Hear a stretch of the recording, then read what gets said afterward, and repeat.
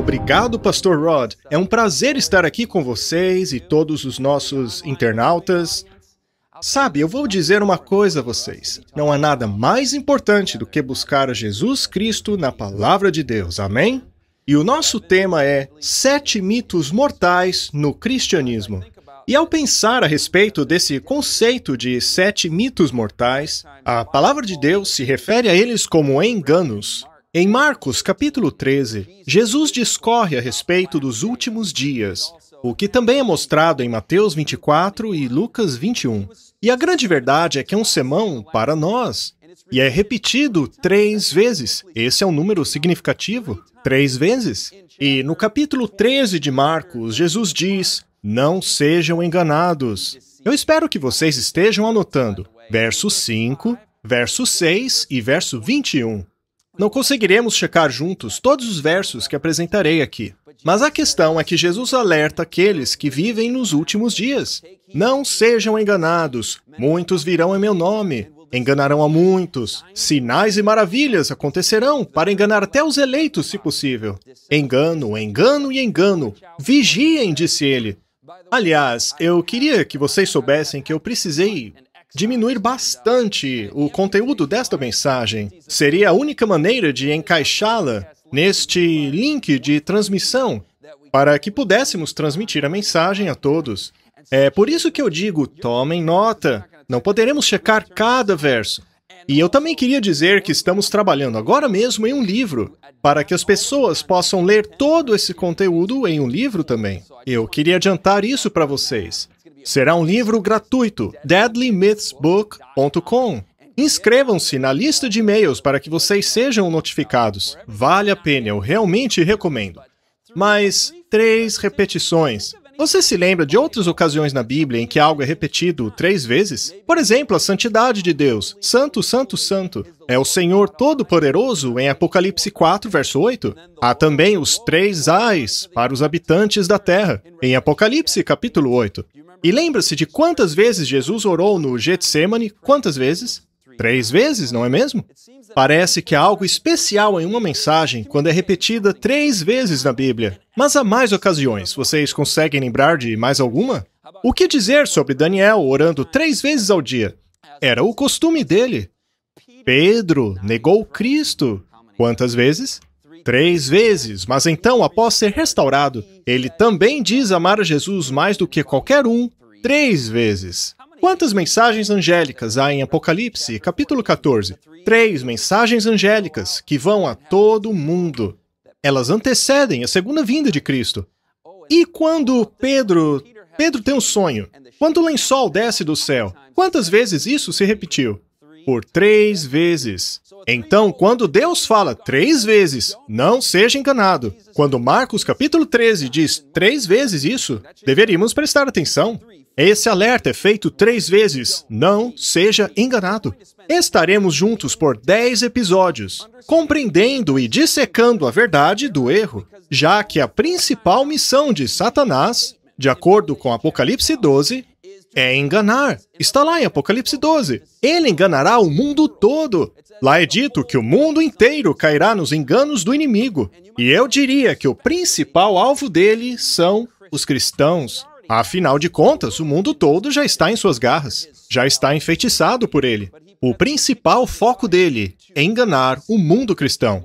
Temos aqui uma imagem do livro que mencionei agora há pouco. deadlymythsbook.com. Assim que o livro sair, nós vamos distribuir gratuitamente. Mas a primeira mensagem desta noite é jogando a verdade por terra. Você já ouviu isso? Essa frase vem de Daniel, capítulo 8. Daniel, capítulo 8, refere-se a um poder, não apenas nos últimos dias, mas ao longo da história cristã, que é anticristo, que é contra Jesus. São os agentes satânicos do engano nos últimos dias. E é dito que este poder, que identificaremos nas próximas mensagens, vamos estudar juntos, chamado Marca da Besta, parte 1 e parte 2, vamos identificá-lo. Identificaremos essa entidade. Mas a Bíblia diz que esse poder jogaria a verdade por terra. E este mesmo poder, em Daniel 7, procuraria mudar a lei de Deus. E o mesmo poder, de acordo com Apocalipse 13, é um poder blasfemador. Há tantos aspectos que poderíamos estudar nesta noite sobre os enganos dos últimos dias. Poderíamos falar sobre vários enganos no mundo afora. Por exemplo, este aqui, veja bem. Não existe uma verdade absoluta. É curioso eu estar justamente no Ministério Fatos Incríveis. E esse Ministério Fatos Incríveis ficaria horrorizado se soubesse que lá fora existem pessoas que não acreditam em fatos. Não há verdade absoluta para elas. Veja, eu venho da área da educação e, como acadêmico, tendo experiência nessa cultura, cheguei a ouvir várias vezes de pessoas inteligentes afirmarem claramente que a verdade não existe. Não existe verdade absoluta. A realidade é subjetiva. É uma questão de percepção, opinião, preferência, seja lá o que for. Agora, pense comigo um segundo. Todos vocês, pensadores, raciocinem comigo. Perceba a incoerência desta afirmação. Temos certeza que a certeza não existe? O fato é que não existem fatos. É uma verdade que a verdade não existe. Não preciso dizer mais nada, não é mesmo? Este pensamento afetou o cristianismo. Não se trata apenas de uma ideia pós-moderna filosófica abraçada pelos filósofos. Essa ideia de que a sua verdade é a sua verdade e a minha verdade é a minha verdade, de que o que é bom para mim é bom para mim, o que é bom para você é bom para você, é uma ideia comum no cristianismo hoje. Acho que você ouviu falar de um político que orou desta maneira: ó Deus de muitos nomes, amém e a mulher. Deus é uma força, Deus é o que você quiser, uma mulher, uma barata. Mas a Bíblia não concorda com essa confusão. Jesus disse em João 14, verso 6, eu sou o caminho, a verdade e a vida. Ninguém vai ao Pai senão por mim. Você concorda com isso? É isso que a Bíblia diz. Jesus é o caminho. Na verdade, isso é um artigo definido. Vamos voltar à escola agora. Jesus é o caminho, artigo definido. A verdade. Sabe o que eu percebi recentemente? Nos últimos anos, as pessoas têm começado a dizer: ela tem a verdade dela, você tem a sua, ele tem a dele. Você diz a sua verdade. Mas é um pronome diferente, não é? A sua verdade, a dela, a dele. O que aconteceu com a verdade? A definição disso. Jesus é a verdade. Acho que vocês já compreenderam o que quis dizer. Bem, o próximo mito desta noite é: as doutrinas não são necessárias. Eu me lembro quando criança, esse negócio de doutrina parecia muito formal, um negócio meio seco, sabe? Muitos chegam a pensar: veja, eu só preciso de um relacionamento com Jesus, sem doutrina nenhuma. Mas, afinal, o que é doutrina? Doutrina significa ensinamento. E Jesus não é o nosso professor? Se quisermos ter um relacionamento com Ele, precisamos acreditar em seus ensinos, não excluí-los. A Bíblia diz: toda a Escritura é inspirada por Deus e útil para o quê? Ensinar, para repreensão, correção e instrução na justiça. Isso está em 2 Timóteo 3,16. 2 Timóteo 3,16 diz que o ensino, ou seja, a doutrina, é a verdade da palavra de Deus. Ela é para nossa correção, nossa educação. Quando ouvimos João 3,16, todos não dizemos amém? Deveríamos dizer a este verso também. Pois não se pode ter João 3,16 sem 2 Timóteo 3,16. Jesus quer salvar-te dos seus pecados. Ele é o nosso professor que nos repreende, corrige e educa na justiça. Ao longo de nossos programas falaremos mais sobre doutrina, mas por hora vamos seguir adiante. Veja só a próxima afirmação. A ascensão intelectual à verdade e uma mera profissão da religião é suficiente. Tudo que eu tenho que fazer é concordar intelectualmente com a verdade, professar e alegar que ela é a verdade, e eu estou bem, já atingi o clímax da religiosidade. Mas 1 João 3,18 diz: não amemos apenas em palavras, mas em ações e verdade. Portanto, as nossas vidas, nossas ações corresponderão à verdade. Vocês já leram em Romanos 12, verso 2? Lá diz, não se conforme com esse mundo, mas seja, o que diz lá? Transformado. A verdade precisa transformar. Não apenas algo externo lá longe que eu concorde. Você sabe, manter Jesus distante para que ele não possa me repreender, educar e corrigir. Transformar. Sabe, Jesus quer fazer algo em nossas vidas. Ao estudar a Bíblia, nesta série mesmo, ele quer nos reavivar, transformar. A verdade deve nos fazer amar a Deus, viver uma vida de serviço voluntário a Ele, não uma religião teórica. Ela deve atingir os nossos corações e mentes. Assim amaremos a Deus de todo o coração, toda a alma, toda a nossa mente, de todas as forças. Tiago disse, você acredita que existe um Deus? Podemos parar aqui mesmo e dizer, sim, eu acredito em Jesus. Eu acredito que ele morreu na cruz, que ele ressuscitou e que ele está voltando para nos buscar. Tudo isso é verdade, está na Bíblia. Mas acreditar é o suficiente? O que diz o resto? Até mesmo os demônios acreditam e tremem. Portanto, precisamos ter um conhecimento profundo, não apenas intelectual. Afinal de contas, até os demônios acreditam que Jesus é o Senhor. Mas será que o conhecem? Será que o adoram? Será que o obedecem? Até mesmo eles acreditam que há um Deus, diz a Bíblia. Mas o que é conhecer a Deus? Jesus disse que a vida eterna é conhecer Deus. Ora, é relacionamento. Adão conhecia sua esposa Eva, e a vida eterna é conhecer a Deus. Então, mais do que simplesmente acreditar em uma série de verdades, precisamos ter um relacionamento íntimo com Jesus através da palavra de Deus. Vamos para mais uma afirmação.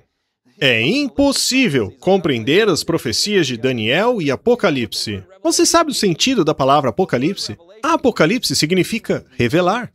E muitos por aí defendem que não podemos compreender justamente o livro cujo nome é Revelação.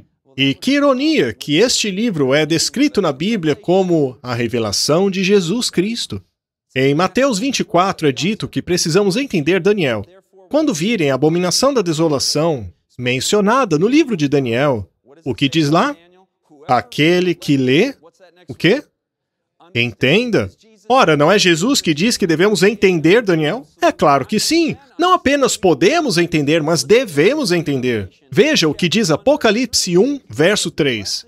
Bem-aventurado o que lê, que ouve as palavras dessa profecia e guarda as coisas que estão escritas nela, porque o tempo está próximo. Será que podemos obedecer o livro de Apocalipse sem sequer compreendê-lo?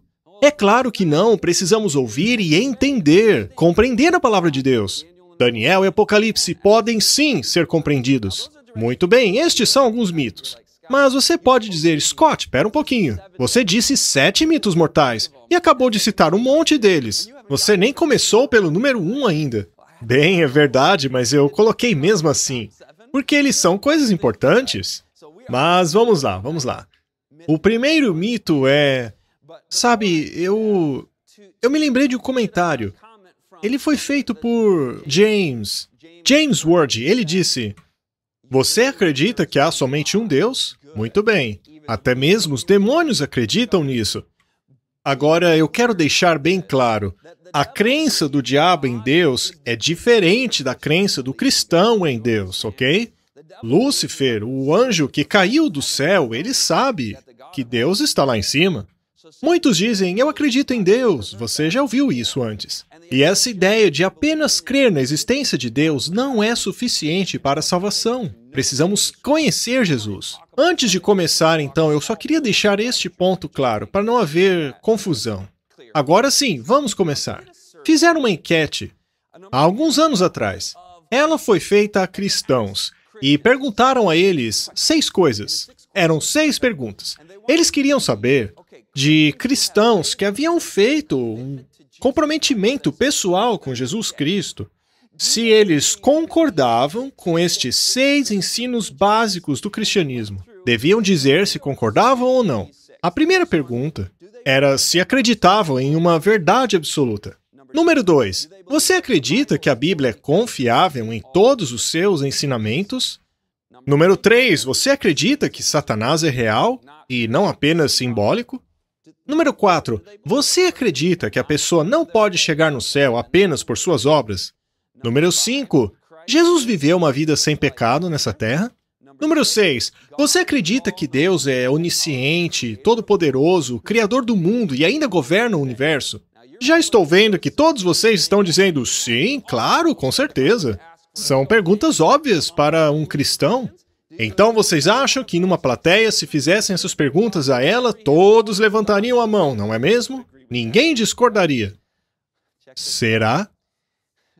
Mas antes de mostrar o resultado da enquete, caso você não seja muito familiarizado no assunto, essas perguntas são coisas básicas do cristianismo.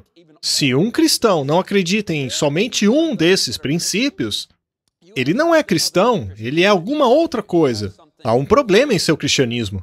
O resultado foi que apenas 19% dos cristãos que foram entrevistados responderam sim a todas elas. Existe a verdade absoluta, a Bíblia é confiável em seus princípios, Satanás é real, não se pode conquistar o céu apenas com as próprias obras, Jesus nunca pecou e que Deus é onisciente e criador de tudo. Somente 19% de cristãos que aceitaram Jesus como seu salvador pessoal concordam com essas afirmações. Vocês conseguem ver que temos um problema gigantesco aqui? É exatamente por isso que decidimos fazer essa série. Precisamos levar as pessoas a quererem conhecer mais sobre a palavra de Deus. E, aliás, eu estou nessa jornada com vocês. Mas vocês sabiam que a maioria dos cristãos entrevistados na enquete acreditam que podem conquistar o céu com suas próprias obras? A maioria não acredita que Satanás é um ser real. 1/3 dos cristãos da enquete acreditavam que Jesus não viveu uma vida sem pecado. Isso é horrendo. Como pode ser assim? E eu tenho aqui resultados de outros estudos. Um instituto de pesquisa descobriu que, ao analisarmos famílias cristãs, menos de 1 em 10 famílias nunca abrem a Bíblia para estudá-la. Os cristãos não estão estudando a palavra de Deus. De maneira geral, a comunidade cristã não possui sequer um conhecimento rudimentar da palavra de Deus. Não compreendem a verdade apresentada por este livro. São presas fáceis para qualquer tipo de mito espalhados por aí. Veja, a palavra fundamental é chave. Eu já vou me aprofundar nela. Mas vocês viram que o Papa, algum tempo atrás, condenou o que ele chama de fundamentalismo. E você provavelmente já ouviu essa palavra associada com violência religiosa. Isso de fato é errado. Mas ainda assim, a definição básica de fundamentalismo... Bem, afinal, o que o Papa estava querendo dizer ao condenar essa palavra? Bem, ele não se referia aos violentos extremistas. Veja só o que ele disse. Um grupo fundamentalista, apesar de não matar ninguém, apesar de não atacar ninguém, ou seja, não são pessoas violentas. Mas aí ele diz, são violentas. Portanto, apesar de um grupo fundamentalista não atacar ninguém, ele ainda assim é violento. A estrutura mental do fundamentalismo é a violência. Eu sei que isso pode parecer confuso, e na verdade é, então não vamos nos aprofundar nisso. Mas ficou bem claro que, na opinião do Papa, os fundamentalistas são violentos, apesar de não praticarem violência. Aqueles que não matam nem atacam ninguém, ainda assim são violentos, porque eles são fundamentalistas. Ok, vamos para o dicionário, vamos lá. Definição de fundamentalismo.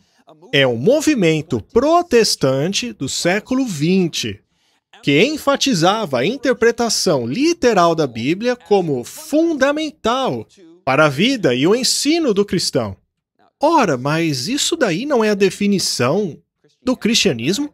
É verdade? Veja só, um movimento de protestantes do século XX que enfatiza a interpretação literal da Bíblia como sendo fundamental para a vida e ensino do cristão. Essa é a definição do cristianismo? Nós, de fato, acreditamos que a Bíblia é o fundamento da vida do cristão. Uma interpretação literal da Bíblia simplesmente quer dizer que a Bíblia disse, eu acredito. E é claro, sabemos que existem símbolos em Daniel, em Apocalipse. Sabemos que as profecias desses livros contêm símbolos. Não apenas símbolos, mas parábolas também. E estes símbolos contêm aplicações literais.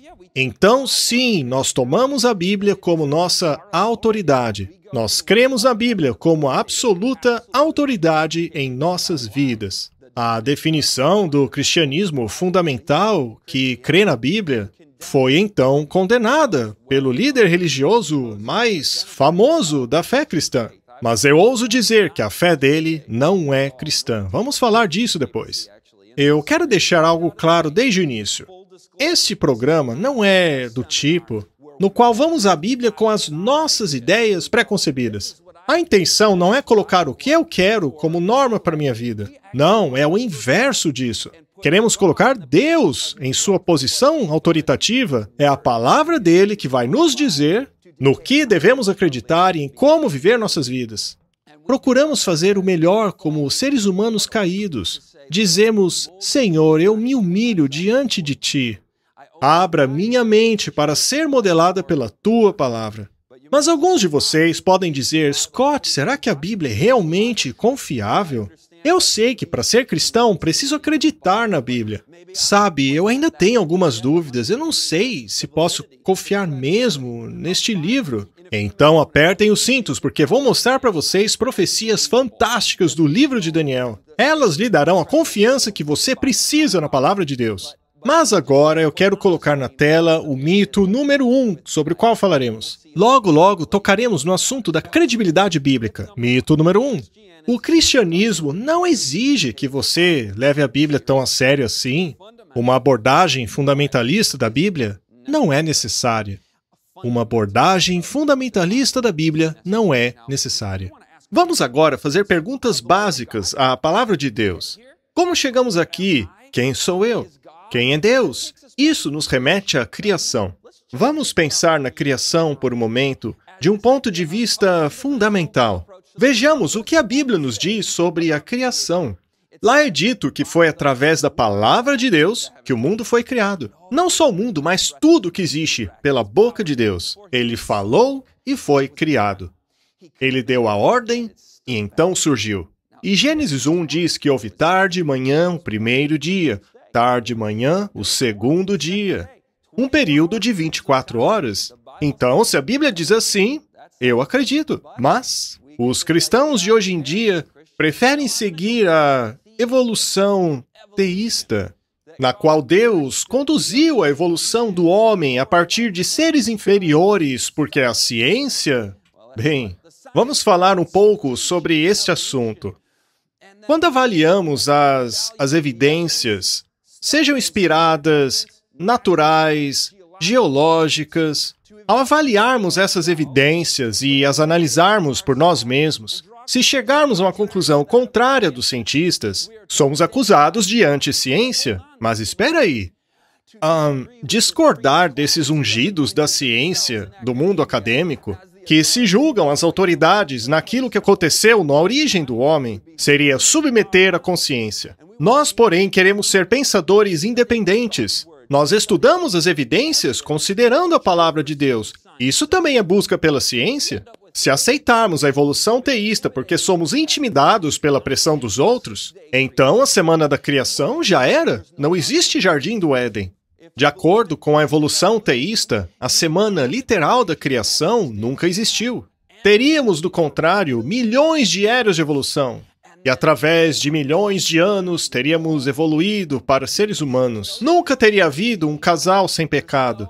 O casamento jamais teria sido instituído na criação, lá no Éden, nem tampouco o sábado. E, para dizer a verdade, a própria história do Jardim do Éden nunca existiu. Não houve uma queda para o pecado. E se não houve uma queda, também não houve o quê? A promessa de um Salvador. Você consegue perceber quão sutil e perigoso é essa ideia da evolução teísta? O quanto ela corrói o fundamento da palavra de Deus? Ela destrói o plano da salvação. Afinal de contas, ela acaba com o fato da queda no Jardim do Éden. Mas não é só isso. E quanto à restauração do Jardim do Éden? A Bíblia não diz que ele será restaurado? Veja como toda a Bíblia se baseia nessa história. E quanto ao caráter de Deus?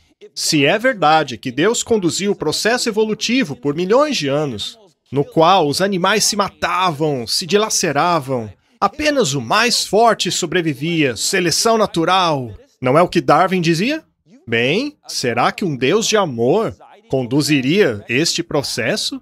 Para mim, isto lembra muito mais Satanás. Não foi ele que disse que eu vou subir colocando os outros para baixo? A verdade é que a evolução teísta é mais satânica do que o próprio ateísmo com a teoria da evolução. O Deus do ateu evolucionista não existe, mas o Deus do cristão evolucionista é um monstro. Eu prefiro crer na Bíblia. Jesus disse em Marcos 10, verso 6, que Deus criou o homem e mulher, num jardim. Ele é o Criador. Estamos acostumados com essa imagem de Deus formando o homem da terra. É uma linda representação de um Deus de amor que nos criou à imagem dele. Desta forma, podemos concluir que a interpretação literal da Bíblia é a base da fé cristã. A criação é o centro dela. Eu tenho aqui uma citação de um livro chamado Grande Conflito. E ele diz, já no século XIX, que muitos já estavam negando doutrinas que eram pilares da fé cristã. Os grandes fatos da criação, como apresentados nas Escrituras Sagradas, como a queda do homem, a expiação e a perpetuidade da lei de Deus, foram praticamente rejeitados, seja em todo ou em parte, por uma grande parcela do mundo cristão. Milhares que se orgulham de sua sabedoria e independência consideram evidência de fraqueza colocar implícita confiança na Bíblia. Estes pensam que cavilar as Escrituras e espiritualizar e distorcer as suas mais importantes verdades é prova de talento superior e conhecimento. Cavilar é tornar trivial, é levantar objeções, é desconfiar da Bíblia, pois afinal eles são mais inteligentes do que os escritores dela. Acontece que esta é uma posição muito perigosa, pois nesse caso não há fundamento nenhum. Ficamos à mercê da opinião humana quando descartamos a absoluta autoridade da Palavra de Deus. Mas tudo bem, se você tem dúvidas sobre a confiabilidade da Bíblia, eu quero te mostrar que confiar na Bíblia é algo extremamente irracional. A primeira pergunta que um cético normalmente faz é a respeito da existência de Jesus. Bem, ao consultarmos os historiadores seculares, a resposta é invariavelmente sim. Veja, por exemplo, os relatos do historiador Flávio Joséfo, que era judeu, de Tácito, que era romano. Ao consultarmos todos os historiadores romanos, constataremos que eles reconheciam a existência desse homem conhecido como Jesus de Nazaré. Eles mencionam a sua crucifixão, sobre o governo de Pôncio Pilatos. Eles mencionam os discípulos que diziam que ele havia ressuscitado. Nós acreditamos que ele ressuscitou, mas estamos falando de fontes não cristãs. Eles reconhecem o surgimento de milhares de pessoas alegando a ressurreição de Jesus. É por essas fontes que sabemos que o cristianismo se espalhou como fogo no primeiro século. Este fato está bem estabelecido nas fontes seculares. Mas aí vem a questão da ressurreição. Ah, isso daí é historinha. Tudo isso foi inventado, dizem eles. Foi a história da ressurreição que fez com que o cristianismo se espalhasse tão rápido. Bem, a história da ressurreição começou pelo simples fato de haver uma tumba vazia. O corpo de Jesus não estava mais lá. Então dizem que eles criaram um mito, uma lenda. Acontece que a cultura judaica do primeiro século não era assim. Ela não tinha o hábito de criar mitos. Ao voltarmos a alguns 1000 anos atrás, veremos que a cultura hebraica era baseada em dados, nomes, datas, história, genealogia, talvez até de uma maneira obsessiva. O cuidado que eles tinham com o registro de detalhes, de dados, chega a ser até entediante. Aquela cultura não era propensa a criar mitos, como era o caso de outras culturas do mundo antigo. Outra coisa, lendas normalmente levam gerações para serem estabelecidas. Por exemplo, o mito de tornar Alexandre o Grande um deus, ou qualquer outra mitologia grega que seja. Essas lendas levam tempo até serem espalhadas, estabelecidas. Mas com o cristianismo é diferente. A história explodiu logo no evento da ressurreição, naquela mesma geração. Portanto, o cristianismo foi diferente. Ele não precisou do tempo que se precisa para a formação de uma lenda. Agora, vamos analisar os relatos sobre Jesus. Que gênero de escrita eles seriam? Bem, são de registros históricos. Ao vermos o que pensam os especialistas em literatura, veja, por exemplo, o livro de Lucas, tá? O livro de Lucas e Atos. Os especialistas reconhecem que estes são os melhores registros históricos do mundo antigo. Eles contêm não apenas relatos sobre a vida de Jesus, mas também de vários outros fatos daquele período do início do cristianismo. Mas o que impressiona não é apenas a qualidade da escrita, o fato de não parecer com um relato de lenda, mas sim de um registro histórico, mas também da evidência textual da Bíblia. Sabemos que o texto em nossas Bíblias é o texto original. Isto porque existem milhares de cópias desses textos super antigos do Novo Testamento. Vamos fazer uma comparação, ok? Veja, por exemplo, tudo aquilo que os historiadores sabem a respeito do mundo antigo. Por exemplo, o Império Grego, o Império Romano, tudo aquilo que eles fizeram. Bem, tudo que sabemos deles vem de relatos escritos por historiadores da época. Bem, acontece que o que temos é um punhado de cópias, que tem mais de 1000 anos de distância desde o acontecimento original. Portanto, Tácito e outros historiadores romanos escreveram, e aí foi copiado por séculos e séculos. É um telefone sem fio que durou 1000 anos. Ou seja, nós não temos os escritos originais. O que temos são cópias escritas há muito tempo atrás. E somente algumas delas. E acontece que ninguém duvida delas. Houve esse César, houve aquela guerra, etc. Mas vocês sabiam que não é assim com o Novo Testamento? Temos cópias do Novo Testamento que datam de apenas 100 anos depois do evento original. E temos centenas, milhares de cópias assim, escritas muito próximo do evento original. É por isso que a Bíblia é considerada como um registro histórico muito bom. E se há qualquer coisa que você pode ter certeza do mundo antigo, é a ressurreição de Jesus Cristo. Uma vez que este evento está incrivelmente bem documentado. Mas o problema é que as pessoas veem a Bíblia com uma lente secular. Por negarem a existência de Deus, elas imediatamente dizem que Jesus não ressuscitou. Ora, mas se é mesmo assim, como explicar a explosão do cristianismo logo no início? Como explicar tantas pessoas em todo o Império Romano tomando conhecimento desta nova fé? Bem, a explicação deles é que os discípulos se livraram do corpo de Jesus para terem uma tumba vazia para mostrar. Eles esconderam o corpo de Jesus e começaram uma nova religião falsa. Acontece que 11 dos 12 apóstolos morreram por causa dessa fé. Veja, você já ouviu falar de confissões no leito de morte? Dentro de um tribunal, uma confissão de leito de morte tem um peso muito grande em termos de validade e confiabilidade daquele testemunho. Acontece que 11 dos 12 discípulos confirmaram terem visto a ressurreição de Jesus bem antes de morrerem. Suas vidas foram dedicadas a isso. Eles viveram uma vida de provação, perseguição, sofrimento, até finalmente serem mortos. E não foram apenas os apóstolos. Depois de ressuscitar, Jesus apareceu a pelo menos 500 pessoas ao mesmo tempo. Isso está em 1 Coríntios 15. Lá ele diz que ao menos 500 pessoas viram Jesus ressuscitado. Todas elas poderiam dar testemunho disso. Temos então 500 testemunhas oculares, 11 confissões de morte, todas essas evidências textuais sobre o mesmo evento, e ainda o fato do cristianismo ter explodido instantaneamente. Não há explicação secular para isso. Simplesmente não há. Uma coisa dessas não tem precedentes. Deus se assegurou de nos dar todas as evidências para sabermos que a sua palavra é confiável. Podemos crer nela. Aliás, vocês já viram como as religiões costumam espalhar? Normalmente há um conquistador, um César, um imperador, que acaba impondo uma religião. Mas uma vez que o cristianismo não foi assim, como ele explodiu da noite para o dia? Foi pela consciência dos indivíduos. Eles tinham evidências, e além disso eram motivados pelo amor de Deus na cruz. As evidências e o amor de Deus fez com que as pessoas aceitassem a mensagem. Mas não é só isso. Também há as profecias messiânicas. O Antigo Testamento previu a vinda do Messias. Certa vez, um matemático decidiu fazer um exercício.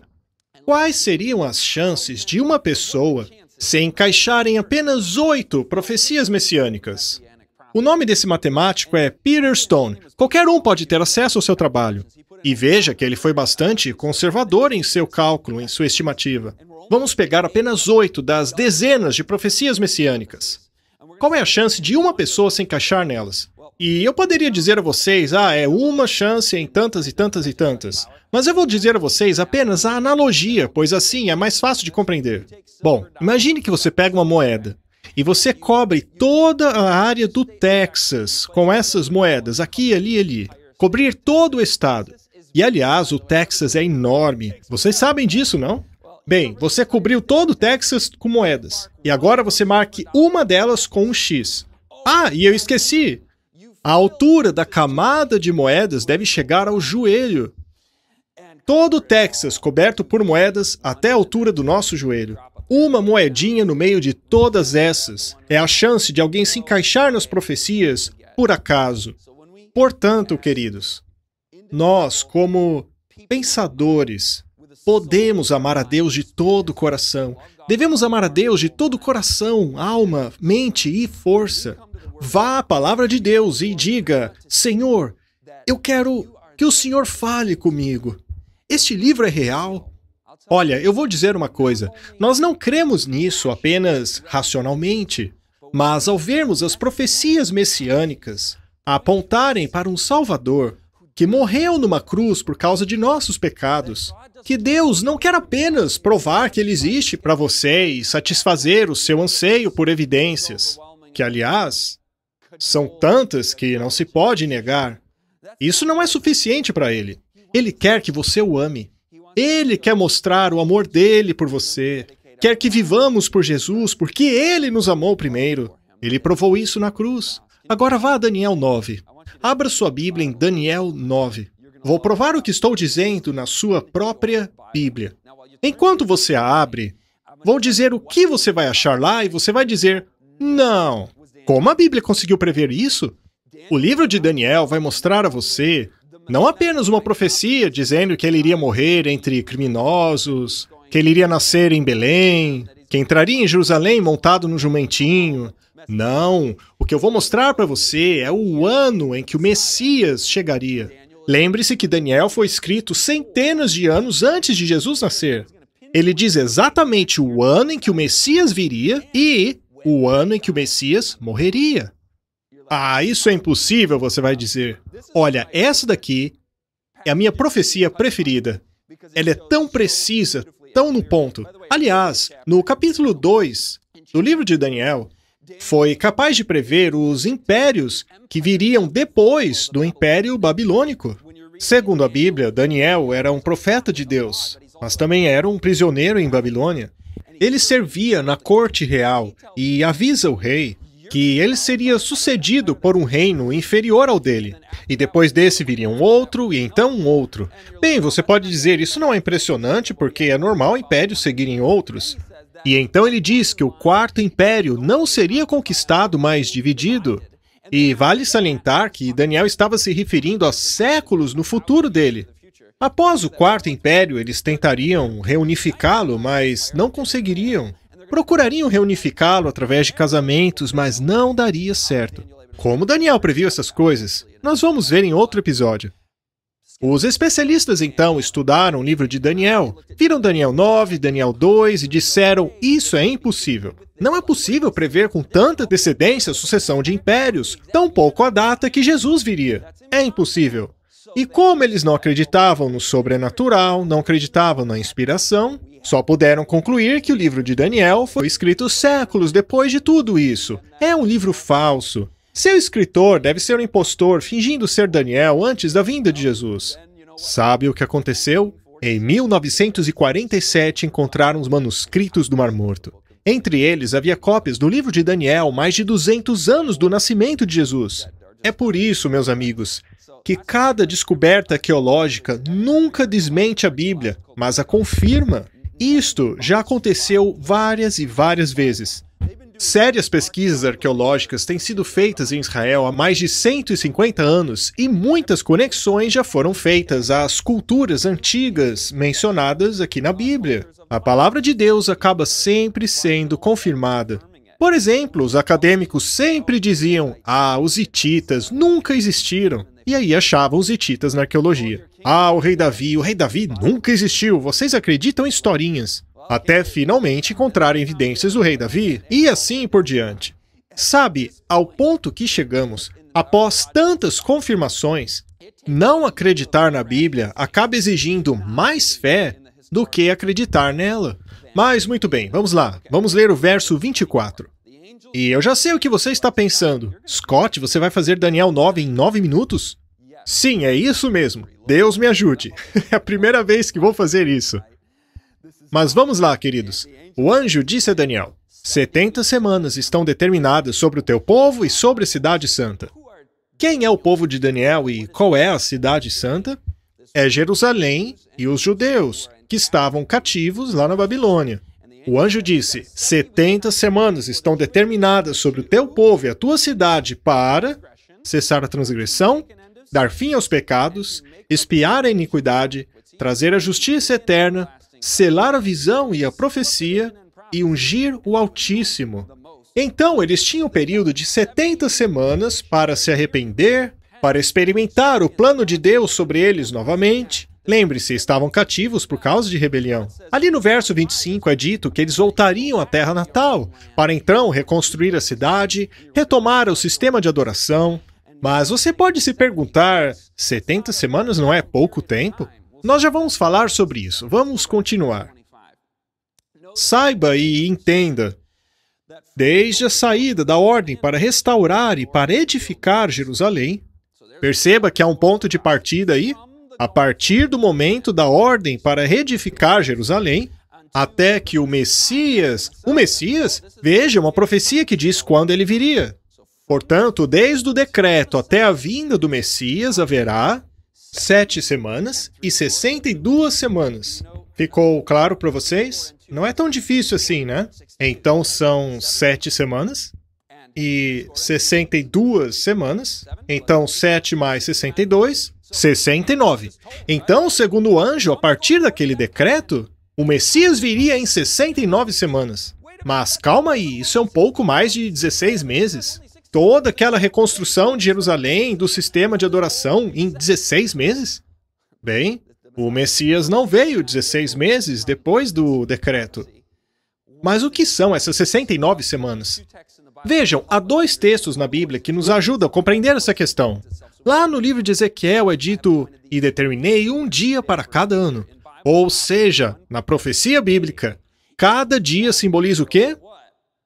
Um ano. Isso transforma as 70 semanas de Daniel... Deixa eu dar uma olhada. Daniel 9:24. 70 semanas estão determinadas sobre a tua cidade e 69 semanas até o Messias chegar. Vamos fazer um pouquinho de matemática agora.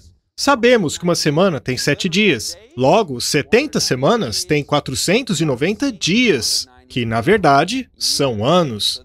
Já no verso 25, temos um total de 69 semanas, ou 483 dias, que, como já vimos, são, na verdade, 483 anos.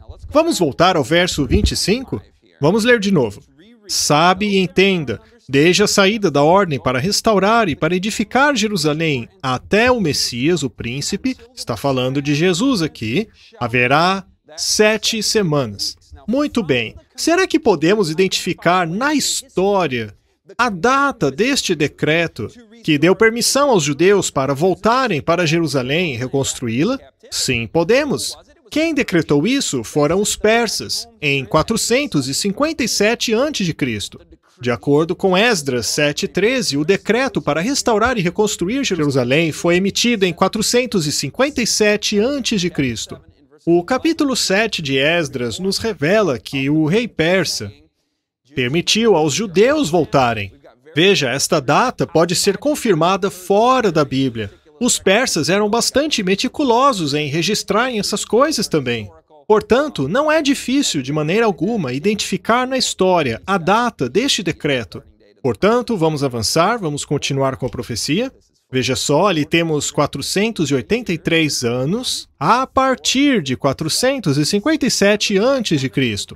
Portanto, se fizermos a contagem a partir daquela data, vamos acabar parando no ano de 27 depois de Cristo. Muito bem, a pergunta de ouro é: será que o Messias profetizado veio em 27 depois de Cristo? O que aconteceu em 27 depois de Cristo? Você sabe o que significa a palavra Messias? Ela significa literalmente o ungido. Por acaso Jesus foi ungido naquele ano? Sim, o Espírito Santo veio sobre ele em forma de pomba. E quando aconteceu isso? Vamos para o livro de Lucas. Lembra do Lucas, nosso grande historiador? Vamos lá, capítulo 3. No 15º ano do reinado de Tibério César. E aí ele menciona Pilatos e Herodes governando naquela época também. Mas o interessante é que o 15º ano do reinado de Tibério César foi o ano 27 depois de Cristo. Foi o ano do batismo de Jesus, da sua unção. Exatamente como Daniel disse que aconteceria centenas de anos antes. Agora vá lá para Gálatas, capítulo 4, a segunda metade do verso 4. É dito que Deus enviou o seu Filho.